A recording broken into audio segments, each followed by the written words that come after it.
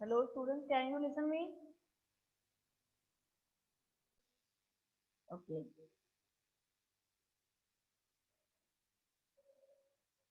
Okay, I am starting with this chapter that is your VLSI sequential circuit. ठीक है, तो जैसे हमें पता है हमने कॉम्बिनेशनल से पहले किए हैं. There are two type of circuits in DCLD. One is your combinational circuits and second is your sequential circuits. The main difference between these two is that जो combination होते हैं there is no feedback, but sequential में क्या है कि feedback होती है आपकी. ठीक है, तो फीडबैक जो है आपकी sequential में होती है और कॉम्बिनेशन में फीडबैक नहीं होती. और डिफरेंस क्या है कि कॉम्बिनेशनल में जो प्रेजेंट आउटपुट है वो प्रेजेंट इनपुट पे ही डिपेंड करती है, लेकिन सिक्वेंशियल में क्या होता है जो प्रेजेंट आउटपुट है that depends on the present input as well as the past input पे भी डिपेंड करती है.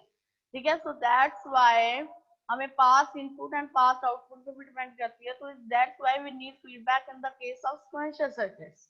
ठीक है, अब थर्ड डिफरेंस मेन ये है कि कॉम्बिनेशन में कौन कौन से आपके आते हैं components like mux, demux, adder, subtractor, encoder, decoder. ये सब जो हैं आपके हैं वो आपके आते हैं कंपैरेटर, ये सारे code converter. These all are under the category of your combinational. But in case of sequential there are three types, जैसे like flip flop, registers, counter. ये सारे जो हैं वो सिक्वेंशियल सर्किट्स के अंदर आते हैं. तो हमने आज करने हैं जो है हम VLSI में सबसे पहले ये पढ़ेंगे कि सिक्वेंशियल सर्किट्स क्या होते हैं.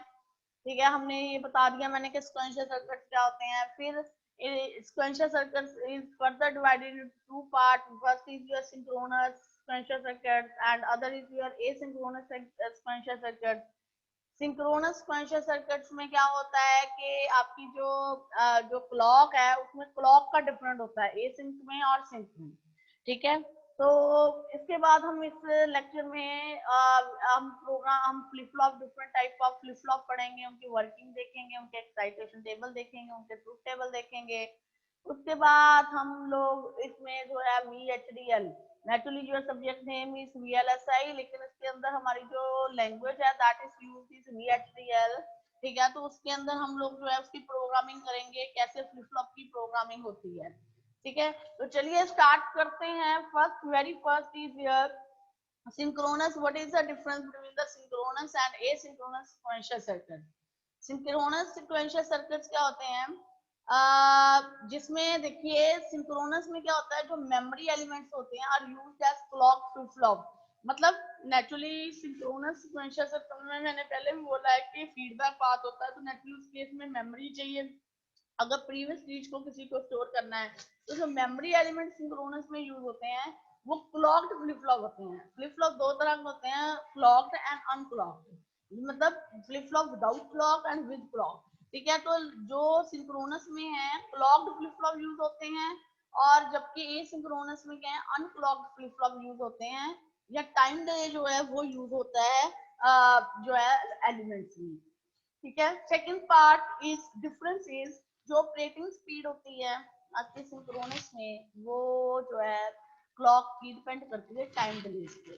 ठीक है, एसिंक्रोनस में क्या होता है कि एसिंक्रोनस फास्टर होता है आपका as compare to your synchronous के लिए फास्टर होता है. ठीक है, थर्ड इज जो memory element depends on change in input signal due to the activation of the clock signal. मतलब मेमोरी एलिमेंट मतलब फ्लिप फ्लॉप में जो भी चेंज आएगा आउटपुट में वो इनपुट के हिसाब से आएगा, जब क्लॉक मिलेगी तभी उसमें चेंज आएगा. और जबकि एसिंक्रोनस में क्या है कि इनपुट में जो चेंज आएगा तो वो at any moment of time, किसी भी मोमेंट ऑफ टाइम पे आ सकता है. मतलब क्लॉक का कोई हिसाब किताब नहीं है, अनक्लॉक्ड है ना. ठीक है, that's why. Okay, now fourth difference is ये जो सर्किट होते हैं सिंक्रोनस इजी टू डिजाइन होते हैं, और जो एसिंक्रोनस होते हैं वो आपके क्या होते हैं little bit difficult to design होते हैं. क्योंकि एसिंक में क्या होता है एक्चुअली पिछले की आउटपुट अगले की जो है क्लॉक बनती है. मतलब अगर 3 फ्लिप फ्लॉप लगे हैं तो पहले फ्लिप फ्लॉप की आउटपुट अगले के लिए क्लॉक का काम करेगी, दूसरे फ्लिप फ्लॉप की आउटपुट तीसरे के लिए क्लॉक का काम करेगी. लेकिन सिंक्रोनस में क्या है कि क्लॉक सबको सेम मिलती है. So this is the major difference between the synchronous and asynchronous sequential circuits. Is there any doubt? Is there any doubt? No ma'am. No हाँ जी, मैम. चलिए नेक्स्ट हम स्टार्ट करते हैं लैचेस से. ठीक है, तो लैचेस क्या होती है हम लोग पढ़ेंगे. This is the diagram for the latch using NOR gate. ठीक है, लैच एक्चुअली क्या होती है, टेम्परेरी स्टोरेज डिवाइस है. ठीक है, तो नॉर के साथ बनाया गया है इसको. देखो डायग्राम में नॉर गेट लगा हुआ है. ठीक है, तो इसका मतलब ए बी क्या है, इसमें ए एंड बी क्या है, इनपुट्स हैं, जबकि क्यू एंड क्यू बार क्या है, इसकी आउटपुट्स हैं. ठीक है, फर्स्ट गेट की आउटपुट क्या है आपकी क्यू एंड सेकंड गेट की आउटपुट क्या है आपकी क्यू बार है. ठीक है, मतलब कॉम्प्लीमेंट्री है. मतलब कभी ये नहीं होगा कि Q and Q bar will B same. अगर क्यू 0 है तो क्यू बार कॉम्प्लीमेंट उसका 1 होगा. अगर क्यू 1 है तो क्यू बार 0 होगा. कभी भी ये नहीं है कि दोनों 0 0 होंगे या दोनों 1 1 होंगे. सो this is the diagram for your जो है लैच यूजिंग नॉर गेट है. इसकी वर्किंग कैसे होती है, कहता है जब हम ए को 1 देते हैं, ठीक है, और बी को 0 देते हैं, ए को 1 करो और बी को 0 करो, तो क्या होता है, क्यू 0 आता है. अगर आपको नॉर गेट का टेबल पता होगा तो नॉर गेट का टेबल आप अपनी नोटबुक पे बना के देख लीजिए. नॉर गेट में आउटपुट कब हाई होती है आपकी, देखते 0 0 के लिए उसकी आउटपुट होती है 1, 0 1 के लिए 0, 1 0 के लिए भी 0 और 1 1 के लिए भी क्या होती है आपकी उसकी, क्या होती है आपकी उसकी 0.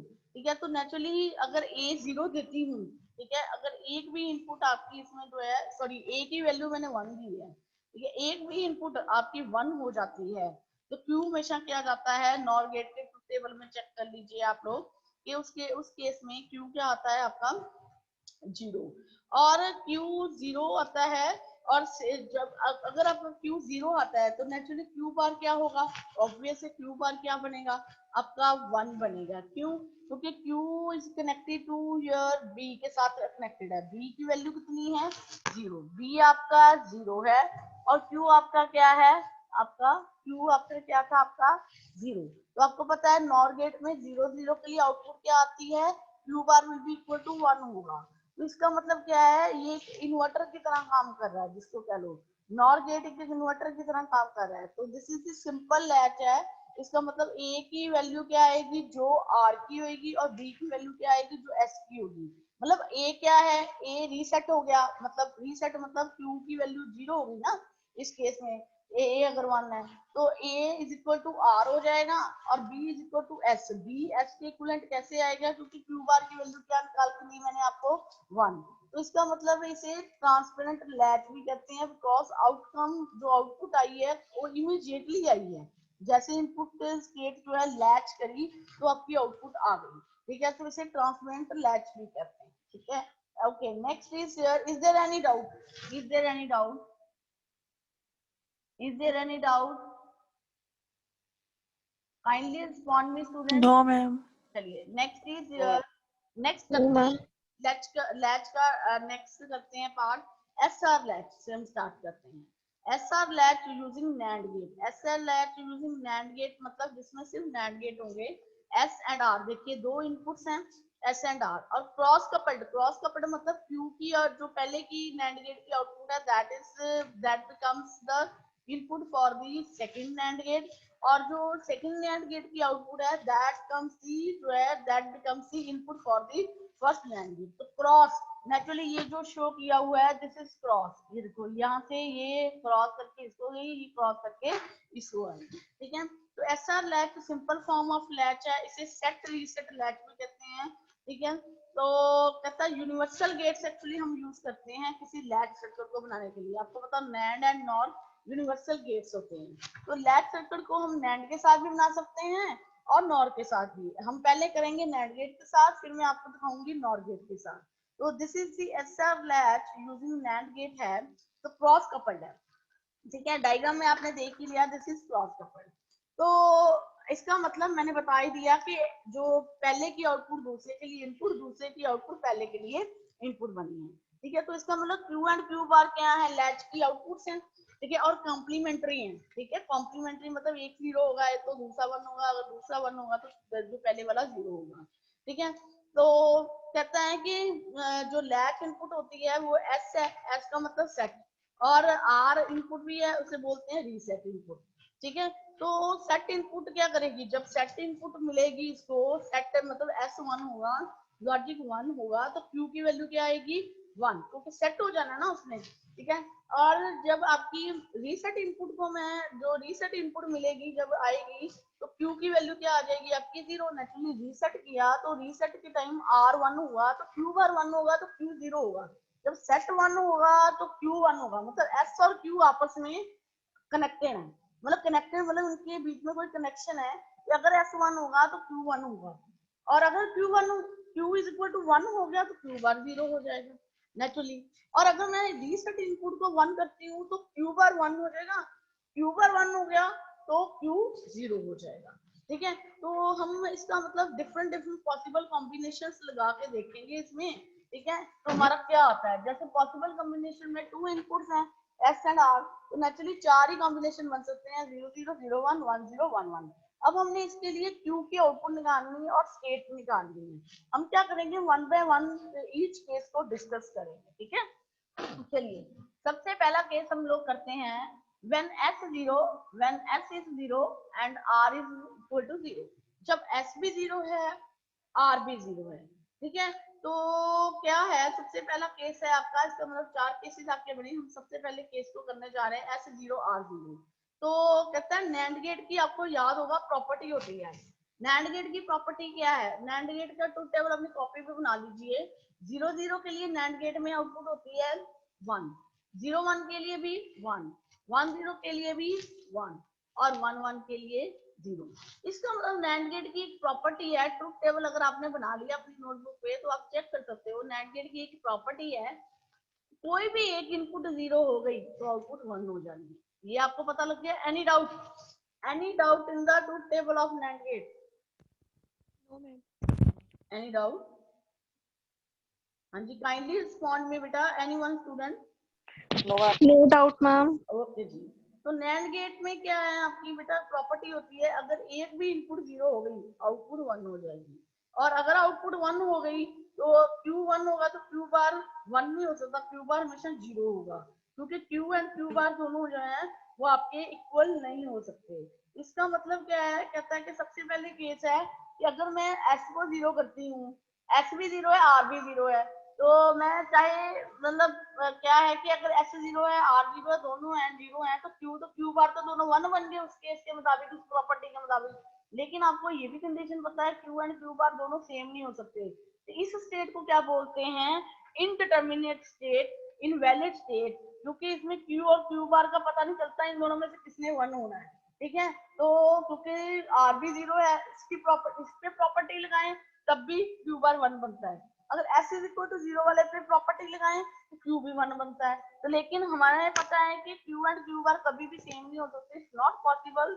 सो इस तरह की स्टेट को अवॉइड किया जाता है, और इस स्टेट को क्या बोला जाता है, इनवैलिड स्टेट और इनडिटरमिनेट स्टेट। मतलब पहली स्टेट का नाम है इनडिटरमिनेट और इनवैलिड स्टेट, और क्यू इसमें क्या है आपका जो है वो अननोन हुआ, मतलब 1 हो नहीं सकता, क्योंकि दोनों ही 1 1 बनते हैं, क्यू भी और क्यू बार भी। अब नेक्स्ट केस आता है, ये देखिए उसने करके भी दिखाया है, ये 0 गया तो ये हो गया 1। ठीक है, तो ये 1 इधर आया, 0 1 कॉम्बिनेशन नैंड गेट में देखो तब भी ये भी क्या है 1, ये 1 इधर फिर गया, ये आया 1, दोनों पॉसिबल नहीं है। तो इस केस में क्या है, इस स्टेट को क्या बोलते हैं, इनवैलिड स्टेट और इनडिटरमिनेट स्टेट बोलते हैं। ठीक है, is there any doubt in this case, is there any doubt? Next is case number 2, s is equal to 0, r is equal to 1, s 0 है, r 1 है। तो ध्यान से देखिए, अगर s 0 हो गया, आपको पता है एक भी 0 हो गया, नैंड गेट की आउटपुट आ गई 1, ये 1 आ गई, ये 1 गया इधर, 1 और 1 ट्रुथ टेबल में चेक कीजिए, नैंड गेट के 1 into 1 क्या होता है नैंड गेट के लिए, वो होता है आपका 0, वो आपका होता है 0। यहाँ पे नोट्स में गलती है, यहाँ पे 0 आना है, तो 0 is fed back to this 0 0, आपको पता है 1 होता है। ठीक है, इसका मतलब क्या है कि इस केस में आपकी यहाँ पे गलती है बेटे, मैंने बता दिया आपको, यहाँ पे 0 होना चाहिए। ठीक है बेटा, तो इस केस में आपकी आउटपुट क्या आ जाएगी, ये आ गया आपका 0 और ये आ गया 1। इसका मतलब अगर S 0 है, कनेक्शन है, Q भी क्या होगा, 0 होगा। यहाँ पे बार बार बोल रही हूँ Q 1 नहीं है, Q 0 है, गलती मिस्टेक से लिखा हुआ है, ये देखो फेडबैक 0 ही किया हुआ है, ठीक है। तो इसका मतलब S 0 है तो Q भी 0 है, ठीक है। नेक्स्ट केस है जब आपका S1 है, R0 है, ठीक है। अब R0 है, S1 है, R0 का मतलब ये गेट की आउटपुट 1 हो गई नैंड प्रॉपर्टी के मुताबिक, ये 1 हो गया तो ये 1 फेड बैक हुआ। 1 into 1 आपको पता नैंड गेट के लिए 0, ये 0 है तो ये 0 गया, 0 into 0 क्या हुआ 1।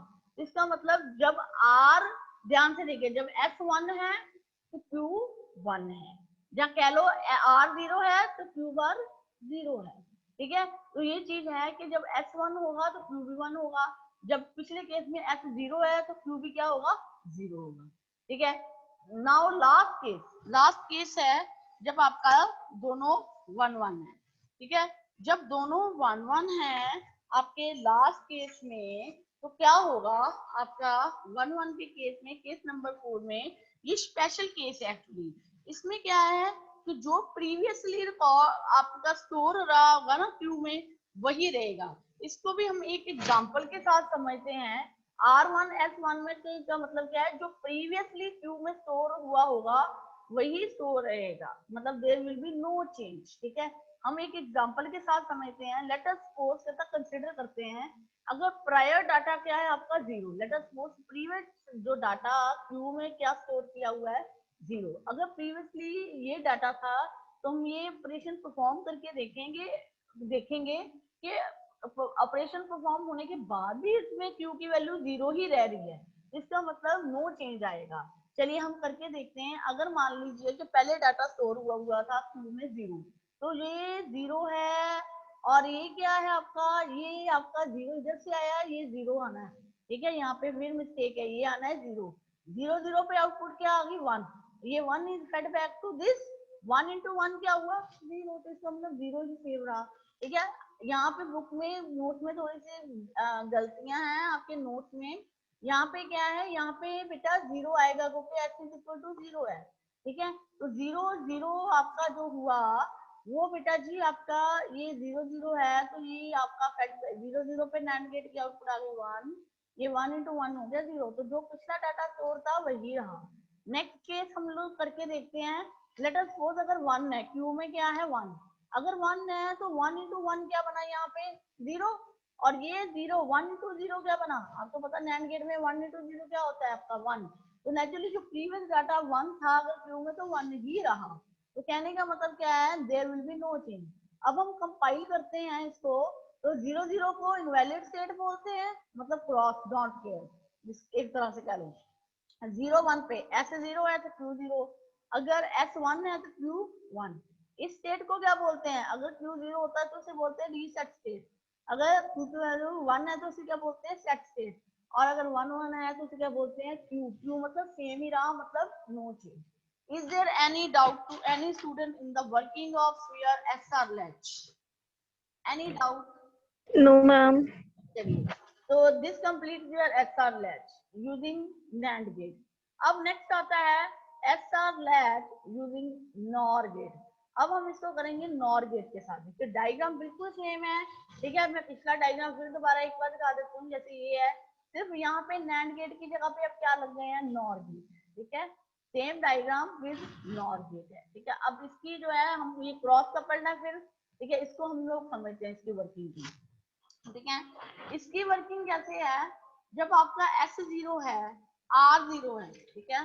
फर्स्ट केस है जब आपका S 0 है R 0 है। अब आप क्या करो, नोटबुक पे नॉर गेट का ट्रुथ टेबल बना लो। हाँ जी बताइए मुझे, नॉर गेट में 0 0 पे आउटपुट क्या आती है बताइए मुझे, हाँ जी टेल मी। 0 0 पे आउटपुट क्या आती है जी, 1 1। 0 1 पे 0 ओके, 1 0 पे 0 1 1 पे 0 ओके। तो इसका मतलब एक बात आपने देखी, दोनों 0 होंगी तो आउटपुट 1 आएगी, ठीक है। मतलब दोनों आपकी 0 होंगी तो 1 आउटपुट आएगी, अदरवाइज सब केसेस में आपकी आउटपुट 0 आएगी, ठीक है। तो हम लोग फर्स्ट केस करने जा रहे हैं व्हेन R0 एंड S क्या है आपका, हाँ R0 S0, ठीक है। इसके लिए हम नेक्स्ट फर्दर केस से समझेंगे। ये देखिए, हाँ हम इसको ऐसे समझेंगे, R0 S0 है, लेट अस सपोज इसमें प्रीवियस डाटा मतलब Q की वैल्यू क्या है 0, तो इसमें नो चेंज वाली कंडीशन बननी है। वो कैसे बननी है वो हम वेरीफाई करेंगे अभी इसके साथ। ये देखिए, अगर ये 0 है, प्रीवियसली इसने डाटा स्टोर करके रखा हुआ है 0, तो 0 ये 0 यहाँ पे आया, ये 0 यहाँ पे आया, 0 इंटू 0 आपके ट्रुथ टेबल के मुताबिक क्या है, 0 प्लस 0 नॉर गेट में क्या आएगा 1, ये 1 गया इधर, और 0 1 के कॉम्बिनेशन में नॉर गेट में 0 1 के कॉम्बिनेशन में क्या आता है आपका 0, नेचुरली आपने ट्रुथ टेबल में बनाया हुआ है 0 1 के लिए आता है।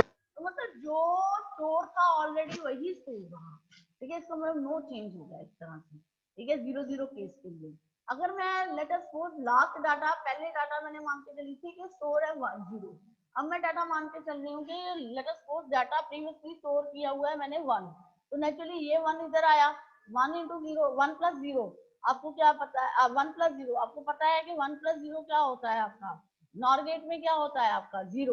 यहाँ पे गड़बड़ है, गलतियां हैं, यहाँ पे आप अपने लॉजिक के मुताबिक चलिए, 1 प्लस 0 आपका आएगा 0, क्योंकि फेडबैक के टाइम देखो 0 ही लिखा हुआ है, ठीक है। तो 0 0 प्लस 0 फिर दोबारा उसकी बाहर निकाली तो क्या बना 1, मतलब जो प्रीवियस डाटा था वही स्टोर रह गया, इसका मतलब no change. Any doubt, any doubt, any doubt? No, ma'am, no doubt. Okay, next is your case number 2. Case number 2 क्या कहता है, when s is equal to 0 and r is equal to 1, यहाँ पे s is equal to 0 कर लेना, ठीक है। s 0 है, r 1 है। अगर s 0 है, ठीक है, तो s 0 है, r आपका 1 है। आपको पता है अगर s 0 है तो q जो है आपका, s 0 है तो q जो है आपका 0 होगा, ये 0 कट बैक हुआ, 0 प्लस 0 नैंड गेट में क्या होता है 1, ये 1 इधर गया, 1 प्लस 1 आपको पता है उसका बार करो तो ये 0। तो नेचुरली अगर s 0 है तो q भी 0 निकला, ये देखा आपने, s follow q follows the s, ठीक है। s का q के साथ कनेक्शन है सीधा, अगर s 0 होगा तो q 0 होगा, अगर s 1 होगा तो q 1 होगा। नेक्स्ट केस में देखिए s 1 है तो देखिए q भी 1 है, देखिए s 1, ठीक है, तो q आपका जो 1 है इधर आया, 1 प्लस 1 0 बना, ये 0 0 प्लस 0 1 बना, तो कहने का मतलब क्या है s 1 होगा तो q 1 होगा, ठीक है।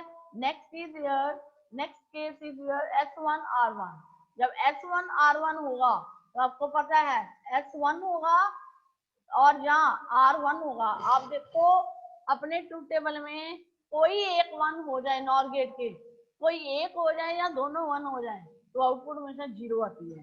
तो अगर r भी 1 है तब भी q 0 आना था, इसकी वजह से अगर s1 है तब भी q बार 0 आना था।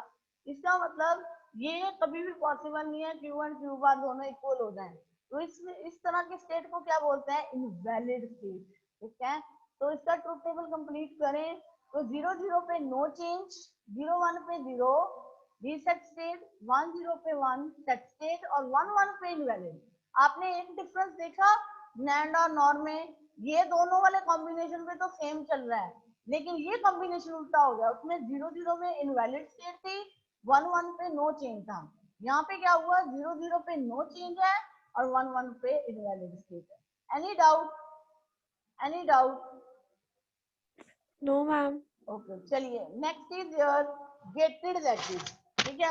हमने इससे पहले जितने किए हैं उसमें आपने कोई अनेबल सिग्नल नहीं यूज किया था, ठीक है। अब हम यूज करेंगे अनेबल सिग्नल, ठीक है। अब हम यूज करेंगे अनेबल सिग्नल। इसे गेटेड एसआर लैच इसलिए कहते हैं क्योंकि ये देखिए बाकी सारा सेम है एस आर क्यू क्यू बार, लेकिन एक अनेबल सिग्नल लगा लो, उसे आप क्या बोलते हो क्लॉक फ्लिप फ्लॉप बोल देते हो या गेटेड एसआर लैच बोल देते हो। ये एसआर है, मतलब हम गेटेड लैचेस पढ़ेंगे जिसमें क्लॉक होएगी या अनेबल सिग्नल होगा, उसमें सबसे पहले टाइप पढ़ेंगे gated SR latch. Gated SR latch में ई आपका क्या है, आपका अनेबल सिग्नल की तरह काम कर रहा है या क्लॉक की तरह। ये देखिए इसका डायग्राम कैसे होता है, ये क्रॉस कपल्ड है, ये तो आपको पहले ही मैंने बताया हुआ है, ये क्रॉस कपल्ड है। ये एस एक नैंड गेट को दिया, ये आर एक नैंड गेट को दिया, और ये नेबर सिग्नल इसको भी दिया और इसको भी दिया। ठीक है, तो ये है आपका internal structure of your gated SR latch का आपका जो है बेटे इंटरनल स्ट्रक्चर है। ठीक है, ओके। तो गेटेड एसआर लैच को हमेशा अनेबल इनपुट सिग्नल चाहिए होता है। ठीक है, तो enable signal can be enable signal जो है वो कैन बी अ क्लॉक, इसलिए इसे क्लॉक एसआर लैच भी कहते हैं। ठीक है, जब आपका अनेबल हाई होगा then change in the output होगा, अदरवाइज नहीं होगा। अगर अनेबल 0 है ना तो कॉम्बिनेशन देखने की जरूरत ही नहीं है कि एसआर पे क्या कॉम्बिनेशन चल रहे हैं। जैसे ये ट्रूथ टेबल देखिए आप, ट्रूथ टेबल में अगर 1 1 1 है मतलब, फिर हमने कॉम्बिनेशन देखना है कि एसआर पे क्या है, एसआर पे 0 0 है कि 0 1 है कि 1 0 है कि 1 1 है। ठीक है, 0 होगा तो डोंट केयर, क्रॉस का मतलब डोंट केयर, हमें एसआर का कॉम्बिनेशन देखने की जरूरत ही नहीं। अगर नेबर सिग्नल आपका 0 है तो आउटपुट हमेशा आपकी क्या आएगी, नो चेंज, जो प्रीवियस था वही स्टोर रहेगा। बाकी ट्रूथ टेबल जो हमने पीछे वर्किंग करके आए हैं वो सेम है। ये देखिए 0 0 के लिए नो चेंज, 0 1 के लिए 0 एंड 1 0 के लिए 1। अगर S0 है तो Q भी 0, S1 है तो Q1, 1 1 के लिए इनवैलिड स्टेट है मतलब क्रॉस। ठीक है, any doubt to any student? No, ma'am. चलिए नेक्स्ट इज, इसको हम एक एक के साथ समझते हैं। ये देखिए डायग्राम के साथ, S ये अनेबल सिग्नल दिया, R N4 N3 N4, this is N1 N2, this is equivalent to this diagram. कहता है नैंड गेट को हम बबल एंड गेट की तरह भी बना सकते हैं। देखो इसमें और इस डायग्राम में क्या डिफरेंस है, यहाँ पे एंड गेट बना दिया, ये एंड कर दिया। ठीक है, और ये क्या है, नैंड की जगह पे बबल्ड एंड कर दिया। मतलब ये दोनों डायग्राम सेम है, चाहे आप ये बना लो चाहे आप ये बना लो। मैं आपको प्रेफर करूंगी ये वाला बनाओ। ठीक है, ये देखो लिखा हुआ है ना, equivalent circuit of gated SR latch using AND gates and bubbled AND gates, मतलब ये दोनों है इक्विवेलेंट है। ठीक है, मतलब चाहे ये यूज कर लो चाहे ये यूज कर लो। ठीक है, लेकिन हम बनाते हैं ज्यादातर ये वाला। ठीक है, चलिए नेक्स्ट करते हैं। ये देखो नेक्स्ट डायग्राम है, अगर मैं equivalent circuit of gated SR latch using AND gates and NOR gates बनाऊं तो कैसे बनेगा, एंड गेट एंड ये नॉर गेट। ठीक है, और आपको पता है बबल्ड एंड किसके इक्विवेलेंट होता है, नॉर गेट के। ये देखिए कैसे, ये बना ए बार, ये बना B bar, A bar dot B bar. आपको पता है डी मॉर्गन थ्योरम आपको पता है, A plus B the bar break the bar change the sign, तो क्या बनेगा ए बार डॉट बी बार, दोनों सेम आ गए। ठीक है, अब a प्लस बी बार, इसका क्या बनेगा a प्लस बी बार, मतलब ये गेट बना लो चाहे ये गेट बना लो चीज एक ही है। इसका मतलब इसकी जगह पे उसने क्या लगा दिया, नॉर गेट लगा दिया। ये देखो NOR gate. Any doubt up to this? किसी स्टूडेंट को कोई डाउट हो? Any doubt? No, ma'am. चलिए next is your gated D latch. अभी हमने पिछला किया था गेटेड एसआर लैच। देखिए इसमें भी ई सिग्नल है, आपने देख ही लिया। इसमें भी कौन सा सिग्नल है, ई सिग्नल है। E is working as your clock. ठीक है, D E is working as your clock signal, D latch Q and Q bar आपकी क्या है, आउटपुट। ठीक है, अब इसका इंटरनल स्ट्रक्चर कैसे है। ठीक है, इसके इंटरनल स्ट्रक्चर में ये देखिए डी सीधा क्या, ये सारा डायग्राम सीधे वाला ही है, ध्यान से देखिए ये वाला, ये जैसे ये वाला है, ये डायग्राम सारा सेम है आपका, ये वाले के मुताबिक है डायग्राम। बस इसमें क्या किया है, डी सिंगल इनपुट जानी है, डी को एस के साथ कनेक्ट कर दो, और यहाँ पे नैंड गेट लगा के दूसरे को आर करके, एक को सीधी दे दो एक को इन्वर्ट करके, मतलब सिंगल इनपुट नैंड गेट लगा दो टाई अप करके दोनों इनपुट्स, तो वो इधर सीधी इनपुट जाएगी इधर इन्वर्टेड जाएगी, तो उसको आर कह दो, और अनेबल दोनों को जाएगी। Any doubt? Any doubt? Any doubt to any student? No, ma'am. चलिए, so this is the diagram for the internal structure circuit using NAND gates D, gated D. ठीक है, अब इसका ट्रुथ टेबल देखिए, अगर अनेबल 1 है तब डी पे देखा जाएगा क्या इनपुट है। अगर अनेबल 1 है, अनेबल 1 है तो डी अगर 0 है, डाटा इनपुट अगर 0 है तो क्यू 0 होगा, क्यू फॉलो करेगा डी को। अगर डी 0 है तो क्यू भी 0 होगा। ठीक है, अगर अनेबल, सबसे पहले उसने देखना अनेबल 1 है, अगर डी इनपुट 1 है तो क्यू भी 1 होगी, इसे बोलते हैं सेट स्टेट। ठीक है, 0 होगा तो रीसेट स्टेट, क्यू 0 होगा तो क्यू 1 होगा तो सेट स्टेट। अगर अनेबल 0 है तो डी को देखने की भी जरूरत नहीं है, इग्नोर। जो पिछली आउटपुट थी, मतलब क्यू था कि तो क्यू ही सेव था तो क्यू ही सेव रहेगा, तो मतलब no change. Is there any doubt? Is there any doubt? Any doubt? No, ma'am. चलिए, नेक्स्ट इज नेक्स्ट है, यस, अब यहाँ पे आओ, VHDL code for D latch. ठीक है, इस कोड को बड़े ध्यान से समझना। ठीक है, तो क्योंकि ये कोड जो है, कोडिंग भी आपको आनी है VHDL में। ठीक है, इस कोड को बड़े ध्यान से समझना। सबसे पहले पैटर्न क्या होता है, लाइब्रेरी IEEE हम लोग करते हैं। ठीक है, फिर हम करते हैं use IEEE dot standard underscore logic underscore 1164 dot all, इसके सारे कंपोनेंट ये यूज करने हैं। इसके बाद हम एंटिटी डिक्लेयर करेंगे। एंटिटी का नाम रखा मैंने डी लैच। एंटिटी का नाम डी लैच इज पोर्ट। उसके पोर्ट कौन कौन से हैं, इनपुट पोर्ट में आएगा, ये आपने डायग्राम देखा ही था। इनपुट पोर्ट में क्या क्या आना है आपका, इनपुट में आने हैं डी एंड ई। ठीक है, तो ये आ गया D comma E N, enable. इसकी टाइप क्या है, कॉलन इनपुट टाइप, और इसकी जो है मोड क्या है, इनपुट स्टाइल का, तो इनपुट, और टाइप क्या है, standard underscore logic semicolon. Q इसकी क्या है, आउटपुट, और इसकी टाइप क्या है, standard underscore logic bracket close semicolon. End of entity, entity का नाम D latch. Next is your architecture. Architecture का नाम बिहेवियर, हम बिहेवियर मॉडलिंग करने जा रही हैं। आर्किटेक्चर नाम बिहेवियर ऑफ, किस एंटिटी के लिए बना रहे हैं, डी लैच के लिए। इज बिगिन प्रोसेस, आपको पता बिहेवियर के अंदर प्रोसेस कमांड होती है, तो प्रोसेस सेंसिटिविटी लिस्ट के अंदर आएगा डी और ई एन ब्रैकेट क्लोज, फिर क्या आएगा, बिगिन। बिगिन के अंदर देखो क्या लिखा, लॉजिक लगाया, कहता इफ, अगर ई एन की वैल्यू क्या है 1, देखो ट्रुथ टेबल में देखो, अगर ई एन की वैल्यू 1 है तो क्या होगा, देन क्यू फॉलो करेगा डी को, यही हो रहा है। अगर ई 1 है तो फिर उसने देखा डी क्या है 0, तो क्यू भी क्या है 0, डी 1 है तो क्यू भी क्या है 1 है।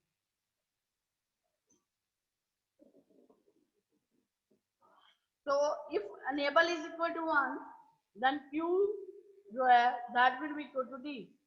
And if से start किया तो end process start किया था तो end process, and architecture का architecture का नाम क्या था, behavior semicolon. So this is the VHDL code for D lab. Any doubt to any student? Any doubt? Any doubt to any student? Can you listen me? No, ma'am. Okay, no doubt. No, ma'am. Okay, चलिए next topic करते हैं, difference between latch and flip flop. ठीक है, कहता है कि जो latch and flip flop होते हैं बेसिक बिल्डिंग ब्लॉक होते हैं एक्सपेंशन के। नेचुरली डिफरेंस क्या है कि उसमें डिफरेंस क्या है कि कैसे हम स्टेट को चेंज करवाते हैं। स्टेट को चेंज करवाने का मतलब कि क्यू की वैल्यू कैसे चेंज होती है, उस मेथड में डिफरेंस है। ठीक है, और कोई डिफरेंस नहीं है कि कैसे स्टेट चेंज होनी है, मेथड किस मेथड के साथ होनी है, वो मेथड अलग अलग है लैच में और फ्लिप फ्लॉप में। ठीक है, तो नेचुरली जो लैच होती है वो बेस होता है फ्लिप फ्लॉप का। ठीक है, तो नेचुरली पहले हम लैच आती है, फिर आपका क्या होता है, फ्लिप फ्लॉप आता है। जैसे हमने पढ़ा है gated SR latch, gated D latch, हमने पढ़ी है अनेबल इनपुट के साथ। ठीक है। तो लैचेस को हम कंट्रोल करते हैं अनेबल के साथ, और ये लेवल ट्रिगर्ड होती है। ठीक है, लेवल ट्रिगर्ड होती है, मतलब पॉजिटिव लेवल या नेगेटिव लेवल। मतलब पॉजिटिव लेवल पूरा देखा जाता है पूरे ड्यूरेशन के लिए, और नेगेटिव लेवल अगर होता है तो वो भी पूरे ड्यूरेशन के लिए देखा जाता है। ठीक है, तो मतलब आपका क्या है कि जो है आपका फ्लिप फ्लॉप जबकि जो है वो डिफरेंट होते हैं लैचेस से। जो फ्लिप फ्लॉप होते हैं वो एज ट्रिगर्ड होते हैं, सिर्फ एज एज पे देखते हैं, मतलब पॉजिटिव एज ट्रिगरिंग आगे नेगेटिव आगे आएगा कि पॉजिटिव एज ट्रिगरिंग क्या होती है, नेगेटिव क्या होती है, लेवल ट्रिगरिंग क्या होती है, मैं बताती हूँ अभी आगे आपको। अभी तक ये देखो, आपको जो फ्लिप फ्लॉप होते हैं वो एज ट्रिगर्ड होते हैं। एज ट्रिगरिंग भी आगे दो तरह की होती है, positive edge triggering, negative edge triggering. ठीक है, तो मतलब मेन डिफरेंस क्या है, जो लैच होती है वो लेवल ट्रिगर्ड होती है, मतलब पूरा लेवल जितनी देर के लिए वो हाई रहता है पूरा देखा जाता है। जबकि जो फ्लिप फ्लॉप होता है सिर्फ वो देखता है कि वो राइजिंग एज पे, राइजिंग वो एज पे है कि वो फॉलिंग एज पे है, बस इतना ही देखता है, उसके अलावा नहीं वो देखता। तो this is the biggest difference between the latch and your flip flop, ये डिफरेंस होता है। चलिए हम उसको नेक्स्ट करते हैं, लेवल ट्रिगरिंग क्या होती है, एज ट्रिगरिंग क्या होती है। ये देखो, पॉजिटिव लेवल ट्रिगर का मतलब क्या होता है, लैचेस हमेशा लेवल ट्रिगर्ड होती है। लेवल ट्रिगर्ड का मतलब क्या है, जो आउटपुट है लैच की वो रिस्पॉन्ड करेगी जब जितनी देर के लिए इसकी इनपुट हाई रहेगी। तो SR latch is enabled only when the level of EN मतलब अनेबल इनपुट का लेवल हाई होगा, तब ही वो जो है वो आपको रिस्पॉन्ड करेगी। ठीक है, हाई के टाइम। ये देखो, ये लो लेवल है पूरी देर के लिए, नहीं इस पे नहीं करेगी। अगर इस पे करेगी तो वो नेगेटिव लेवल ट्रिगर होगी। जैसे नेक्स्ट में दिखाती हूँ, ये है नेगेटिव लेवल ट्रिगर, मतलब जब वो नेगेटिव देखेगा ऐसा लैच अनेबल होगा जब लेवल ईएन का लो होगा। तो मतलब तभी आउटपुट ऑफ लैच जो है रिस्पॉन्ड करेगी इनपुट चेंजेस को, अगर आपकी इनेबल इनपुट क्या होगी, लो होगी। पूरे टाइम के लिए ये लो है। ठीक है, any doubt, any doubt, any doubt to any student? हाँ जी, No, नेक्स्ट ma'am. इज, हाँ नेक्स्ट इज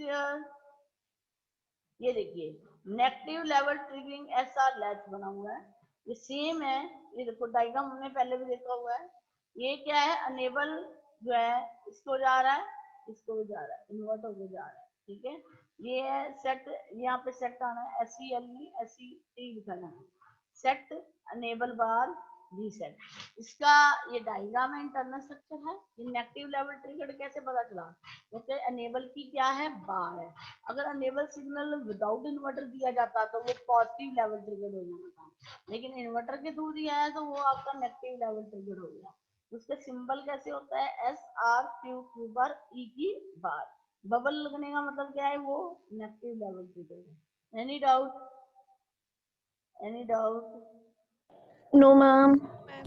अगर पॉजिटिव होता तो बबल नहीं लगना था और सिंपल ई लिखा जाना था आपका। ठीक Yes. है, और यहाँ पे कनेक्शन में भी क्या फर्क आना था कि ये ई सीधी लगनी थी, कोई इन्वर्टर नहीं लगना। ठीक है, so this is your negative level trigger SR. Next is your edge triggering. देखिए, एज ट्रिगरिंग में सिर्फ पॉजिटिव एज ट्रिगरिंग मतलब जब वो 0 से 1 जा रहा है। ठीक है, मतलब आउटपुट रिस्पॉन्स तभी करेगी जब positive edge of the clock होगा, मतलब वो जब राइज कर रहा होगा तो आउटपुट तभी रिस्पॉन्ड करेगी, मतलब इनपुट के लिए जब वो नेगेटिव, जब वो जो आपका positive edge of the clock input पे होगा। ठीक है, नॉट जो है आपका नेगेटिव एज पे नहीं होगा। ठीक है, तो ये जो है यहाँ पे गड़बड़ है, यहाँ पे पॉजिटिव एज लिखना चाहिए था, लिखा गलत हुआ है।